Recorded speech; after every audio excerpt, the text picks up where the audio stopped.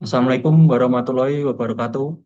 Selamat pagi, Bapak dosen dan teman-teman sekalian. Perkenalkan, nama saya Spudito Rafa Majalintama dengan NIM 2422082 dari kelas MAN 4A, Program Studi Manajemen, Fakultas Ekonomi dan Bisnis, Universitas Mulia. Pada kesempatan ini, saya akan mempresentasikan hasil ujian akhir semester mata kuliah Manajemen Operasional dengan judul Integrasi Strategis Manajemen Operasional, Membangun Distribusi, Mutu, Ketahanan, dan Keunggulan Operasional melalui studi kasus JNT Express saat Lebaran. Pada slide ini terdapat 3 tujuan utama dari presentasi yang saya lakukan. Tujuan pertama adalah menjelaskan bagaimana 4 konsep utama dalam manajemen operasional saling terhubung dan membentuk satu sistem operasional yang utuh. Konsep tersebut meliputi supply chain management, quality management, supply chain resilience, dan operational excellence matrix. Keempat konsep tersebut sebenarnya tidak berdiri sendiri, tetapi saling mendukung dalam menciptakan sistem operasional yang efektif. Tujuan kedua yaitu menghubungkan teori yang dipelajari selama perkuliahan dengan kondisi nyata yang terjadi pada perusahaan logistik di Indonesia. Seringkali teori hanya dipahami sebagai definisi, padahal penerapannya di dunia kerja jauh lebih kompleks. Melalui studi kasus JNT Express ini, kita dapat melihat bagaimana teori tersebut benar-benar diterapkan ketika perusahaan menghadapi tantangan operasional. Kemudian tujuan yang ketiga adalah menganalisis permasalahan yang terjadi saat lonjakan pengiriman pada masa Lebaran, kemudian memberikan rekomendasi solusi yang sesuai dengan konsep manajemen operasional. Dengan demikian, presentasi ini tidak hanya membahas teori, tetapi juga memberikan analisis dan solusi yang dapat diterapkan dalam praktik. Selanjutnya, gambaran umum materi. Sebelum masuk ke pembahasan yang lebih rinci, saya akan menjelaskan terlebih dahulu gambaran umum materi yang akan dibahas. Presentasi ini terdiri dari 4 materi utama yang saling berhubungan dan membentuk satu alur operasional. Materi pertama adalah supply chain management. Pada bagian ini akan membahas bagaimana proses distribusi paket dimulai dari pusat hingga akhirnya diterima oleh pelanggan. Materi kedua adalah quality management. Setelah distribusi berjalan, perusahaan harus memastikan bahwa kualitas pelayanan tetap terjaga. Artinya paket harus sampai tepat waktu, dalam kondisi baik, serta sesuai dengan alamat tujuan. Materi ketiga adalah supply chain resilience. Bagian ini membahas bagaimana perusahaan mampu bertahan ketika menghadapi gangguan, seperti lonjakan pengiriman saat Lebaran, karena pada kondisi tersebut kapasitas operasional akan mendapat tekanan yang jauh lebih besar dibandingkan hari-hari biasa. Materi terakhir adalah operational excellence matrix. Pada tahap ini, perusahaan melakukan pengukuran terhadap seluruh strategi yang telah diterapkan. Pengukuran dilakukan menggunakan indikator kinerja atau KPI sehingga perusahaan dapat mengetahui apakah strategi yang dijalankan sudah berhasil atau masih perlu diperbaiki. Selanjutnya, materi pertama yaitu supply chain management. Sekarang kita masuk pada materi pertama yaitu supply chain management atau SCM merupakan proses pengelolaan aliran barang, informasi, dan sumber daya mulai dari pemasok hingga sampai kepada konsumen akhir secara efektif dan terkoordinasi. Dalam industri logistik, konsep ini sangat penting karena perusahaan harus mampu memastikan setiap paket bergerak secara lancar dari satu titik ke titik berikutnya. Pada gambar di slide dapat kita lihat alur distribusi paket dimulai dari hub pusat, kemudian hub regional, selanjutnya kirim ke drop point, lalu teruskan kurir lapangan hingga akhirnya diterima oleh pelanggan. Setiap tahapan tersebut saling bergantung satu sama lain. Apabila terjadi keterlambatan pada salah satu titik, maka seluruh proses distribusi berikutnya juga akan ikut terhambat. Salah satu konsep penting dalam supply chain management adalah just in time atau JIT. Konsep ini berarti barang dikirim dalam jumlah sesuai dan pada waktu yang tepat sehingga tidak terjadi penumpukan barang di gudang maupun di pusat distribusi. Selanjutnya kita masuk pada materi kedua yaitu quality management. Quality management merupakan upaya yang dilakukan perusahaan untuk memastikan bahwa kualitas pelayanan sesuai dengan standar yang telah ditetapkan. Dalam perusahaan jasa logistik, kualitas pelayanan tidak hanya dilihat dari cepat atau lambatnya pengiriman, tapi juga dari ketepatan alamat, kondisi paket saat diterima pelanggan, serta kepuasan pelanggan secara keseluruhan. Pada slide ini ditampilkan 3 pilar utama dalam Total Quality Management atau TQM. Pilar pertama, kualitas ditentukan oleh pelanggan. Artinya perusahaan harus memahami apa yang menjadi harapan pelanggan. Misalnya pelanggan menginginkan paket tiba tepat waktu, aman, dan tidak mengalami kerusakan. Pilar kedua adalah kualitas menjadi tanggung jawab seluruh bagian organisasi. Jadi bukan hanya tugas kurir, tapi juga admin, petugas sortir, supervisor, hingga manajemen perusahaan. Setiap bagian memiliki peran penting dalam menjaga kualitas pelayanan. Pilar ketiga adalah continuous improvement atau perbaikan berkelanjutan. Perusahaan harus terus melakukan evaluasi terhadap proses operasional agar kualitas pelayanan semakin baik dari waktu ke waktu.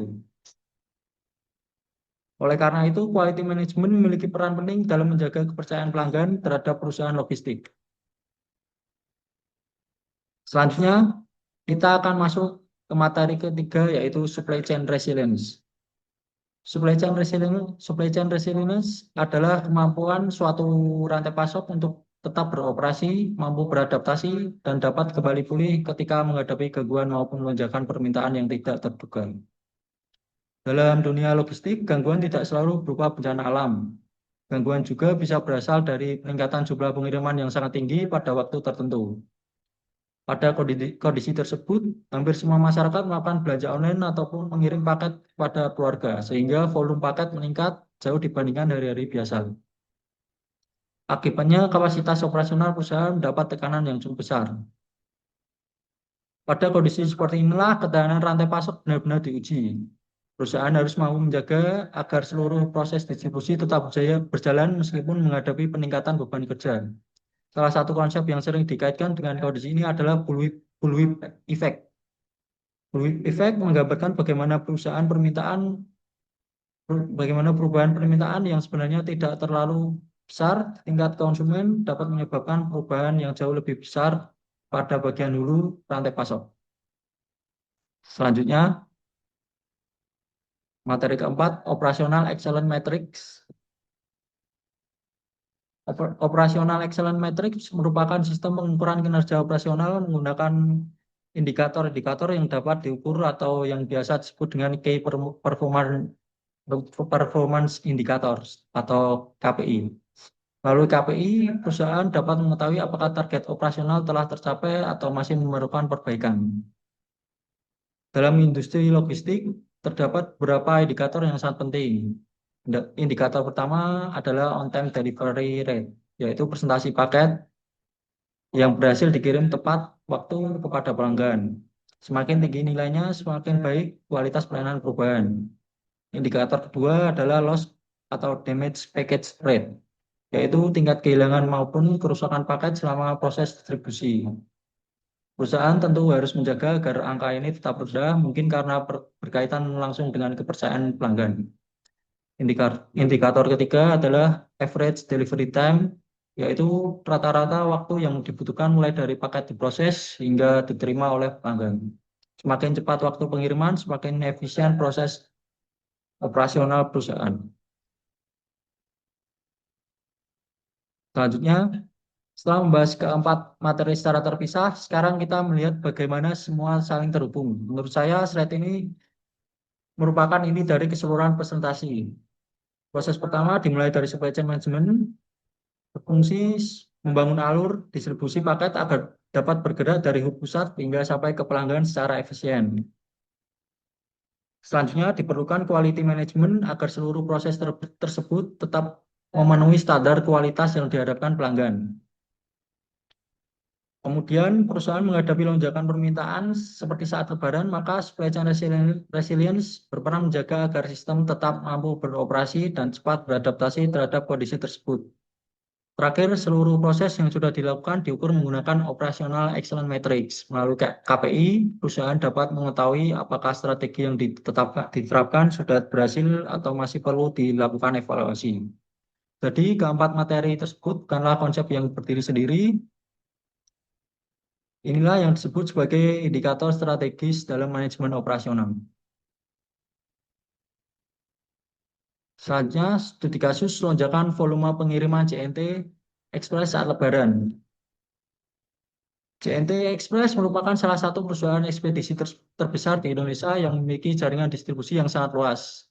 Sistem operasionalnya terdiri dari hub pusat, hub regional, propoin, serta kurir lapangan yang bekerja secara terintegrasi. Jumlah paket yang biasanya masih dapat ditangani dengan kapasitas normal berubah menjadi berkali-kali lipat.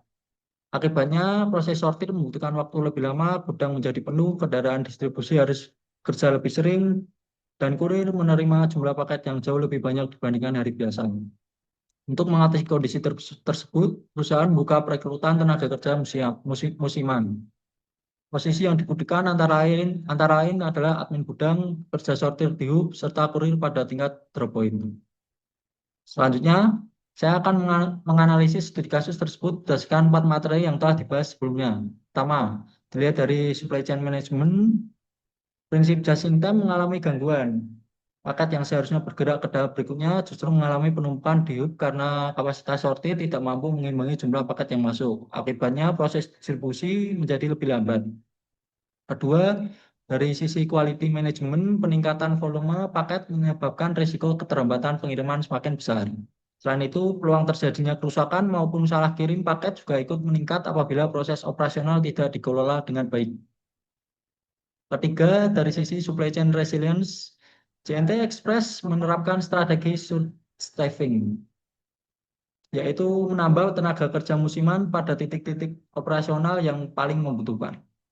Menurut saya, langkah ini sangat tepat karena peningkatan kapasitas sumber daya manusia dapat membantu mempercepat proses sortir maupun distribusi paket. Terakhir, jika dilihat dari sisi operasional excellence matrix, keberhasilan strategi tersebut dapat diukur melalui indikator-indikator kinerja. Misalnya, apakah tingkat ketepatan waktu pengiriman atau on-time delivery rate masih tetap tinggi selama periode Lebaran, kemudian apakah tingkat kehilangan maupun kerusakan paket tetap rendah. Selanjutnya, rekomendasi solusi. Rekomendasi yang pertama adalah melakukan rekrutmen tenaga kerja musiman lebih awal. Selama periode Lebaran, peningkatan jumlah paket sebenarnya dapat diprediksi karena telah terjadi setiap tahun. Oleh karena itu, perusahaan sebaiknya tidak menunggu hingga mendekati hari raya untuk merekrut tenaga kerja tambahan. Apabila rekrutan dilakukan lebih awal, perusahaan memiliki waktu yang memberikan orientasi, pelatihan singkat, serta mengenalkan standar operasional kepada tenaga kerja baru. Dengan begitu, ketika volume paket mulai meningkat, seluruh tenaga kerja sudah siap menjalankan tugasnya secara optimal.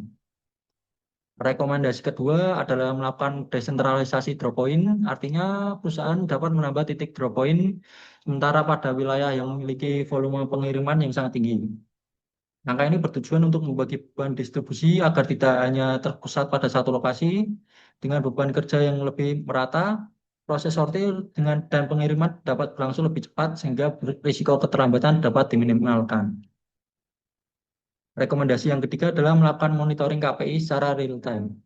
Perusahaan perlu memantau indikator-indikator penting seperti tingkat ketepatan waktu pengiriman, rata-rata waktu pengiriman, serta jumlah paket yang terlambat atau bermasalah. Selanjutnya, saya akan memasuki sesi tanya jawab. Apakah ada yang mau bertanya? Mungkin saya Mas Reto mau bertanya. Ya, silakan Rafael Yao. Jadi kan di rekomendasinya tadi, kalau nggak salah dia itu nyebutin kalau JNT itu perlu ngerekrut tenaga kerja musiman lebih awal. Tapi bukannya langkah kayak gitu tuh malah ningkatin biaya operasional perusahaan ya? Benar, perekrutan tenaga kerja lebih awal memang akan menambah biaya operasional. Namun biaya tersebut merupakan bentuk investasi untuk mengantisipasi lonjakan permintaan. Jika perusahaan tidak menambah kapasitas SDM, dampaknya lebih besar, seperti keterlambatan pengiriman, penumpukan paket, hingga menurunnya kepuasan pelanggan. Dalam jangka panjang, kerugian akibat turunnya kualitas layanan bisa lebih besar dibandingkan biaya perekrutan tenaga kerja musiman. Tapi misal setelah direkrut, Tapi ternyata lonjakan pengiriman tuh nggak sebesar perkiraan gitu nah. Bukannya perusahaannya justru malah ngalamin pemborosan biaya. Hmm, itu memang menjadi salah satu risiko. Oleh karena itu, perusahaan perlu menggunakan data historis pengiriman pada periode Lebaran tahun-tahun sebelumnya untuk memperkirakan kebutuhan tenaga kerja dengan perencanaan kapasitas yang berbasis data. Jumlah tenaga kerja tambahan dapat disesuaikan sehingga risiko pemborosan biaya dapat dimaksimalkan. Apakah sudah cukup? Cukup, cukup, cukup. Oke, oke. Baik. Apakah ada yang ditanyakan lagi? Saya Mas Dato izin bertanya. Ya, silakan. Untuk pertanyaannya, sebelumnya saya akan memperkenalkan diri dulu.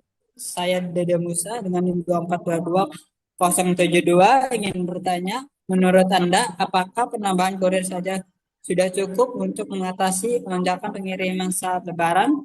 Itu aja, terima kasih. Oke, menurut saya belum cukup dalam sistem logistik.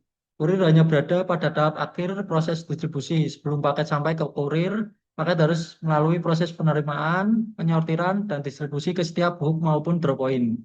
Jika hanya kurir yang ditambah, sementara kapasitas gudang dan proses sorti tetap sama, maka penumpukan paket yang akan tetap terjadi.